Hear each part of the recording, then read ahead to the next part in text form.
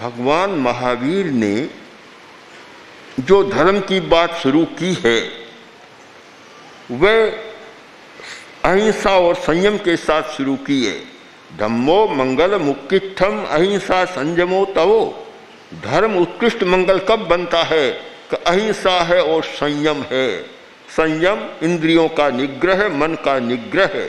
तो जहाँ इंद्रियों का निग्रह नहीं है वहाँ भी अच्छा नहीं हो सकता, क्योंकि अपनी लोलुपता के कारण व्यक्ति परिवार को दुखी बना देता है और स्वयं भी दुखी बनता है और वह होता रहता है। नान्यत्र धन संत्यागार। जो व्यक्ति धन का त्याग करना नहीं जानता वह समुदाय को सुखी नहीं बना सकता। जिसमें धन कमाने की शक्ति है तो साथ साथ में धन का त्याग करने की भी क्षमता है, तब तो परिवार, समुदाय, राष्ट्र अच्छा रहता है, समाज अच्छा रहता है। और धन का संग्रह करता है और केवल अपने लिए भोग करता है, अपने स्वार्थ का पोषण करता है, वह संगठन को, समुदाय को अच्छा नहीं बना सकता। दो भाई, पिता का स्वर्गवास हो गया। अब धन की विचित्र गति होती है। प्रेम भाई का नहीं होता, प्रेम धन का होता है। संबंध भी धन का होता है और कोई संबंध नहीं होता। सबसे बड़ा संबंध है तो धन का है, पास में धन है, सब संबंध स्थापित करना चाहते हैं। और धन नहीं है तो पुराने पुराने संबंध कचूमर हो जाते हैं। बोले भाई अब पांति करो, विभाग करो। सारा विभाग किया, पांति। अब एक अंगूठी भाई दो। बड़ा भाई कहता मैं लूँगा और छोटा कहता मैं लूँगा। अब बना एक अंगूठी, या तो दो टुकड़ा करे तब हो। अब क्या करें?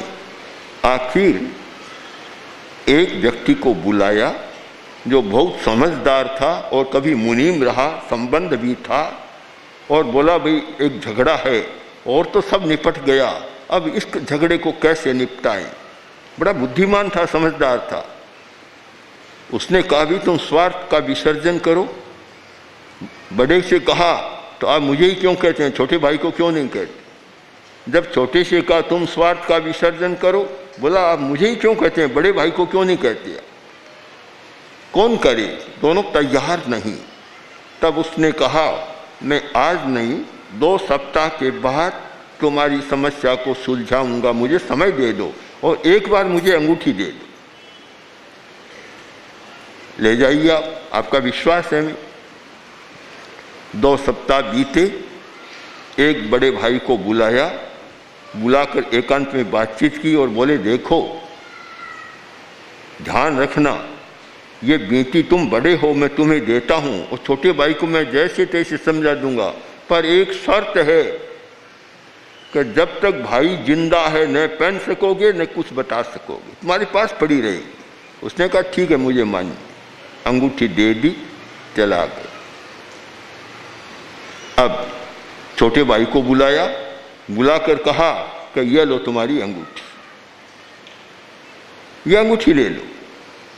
उसने देखा वही अंगूठी है, पर एक बात ध्यान रखना, शर्त है मेरी कि न तो बताना न पहनना, बस तुम्हारी संपत्ति रहेगी, प्रयोग नहीं करना है, भाई को बताना भी नहीं है। उसने कहा बिल्कुल स्वीकार है मुझे।